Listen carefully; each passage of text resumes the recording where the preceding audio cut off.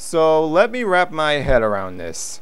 Spyro, Bowser, Donkey Kong, and Crash Bandicoot, all in the same universe.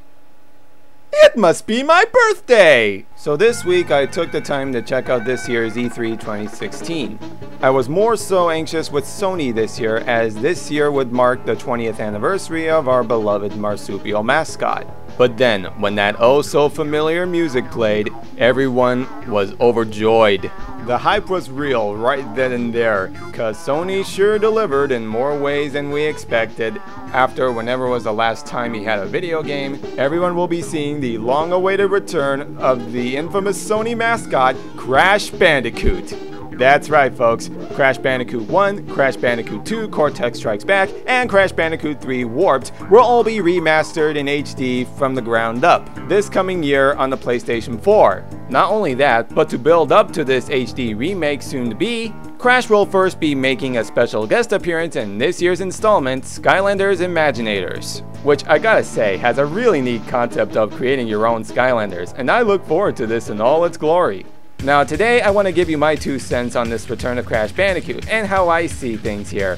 First of all, yes, I am greatly overjoyed to see Crash make a comeback just in time for his 20th anniversary. Feels like such a long time, man. Sure, I know it's been 8 years since his last game, and I'm not gonna count all the mobile games. But when you've been anticipating something like this as long as I have, you're bound to get pretty antsy with what Crash has been up to, especially since Activision has been keeping him in the dark for Lord knows how long. As for Crash and Skylanders, it makes sense for them to make this approach, and it was bound to happen one way or another. But man, oh man, this preceded my expectations. Just look at him! He don't look half bad either. And based on everything I've gathered, the team at Vicarious Visions and Toys for Bob went through great lengths to bring this Bandicoot back to life. There's a full article on this comeback which I definitely recommend you read. I'll leave a link in the description.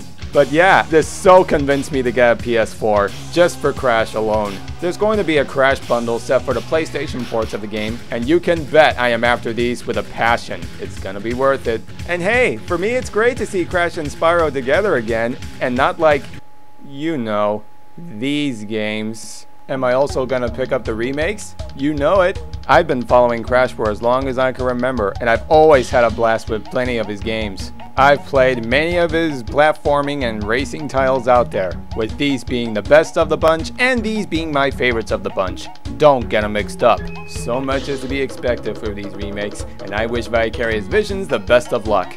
They've been handling Crash on the Game Boy Advance for a period of time, and I say giving them the rights of Crash Bandicoot was a pretty excellent choice. These guys know what they're doing. And with all this said, things are looking up for Crash, and if these do well, we might be in for just the reboot Crash needed. And I welcome it wholeheartedly. Hey, who knows? Maybe the same fate will meet Spyro someday, but all in good time. I'm just speculating here. This is Dragon Boy signing out. Thanks for listening.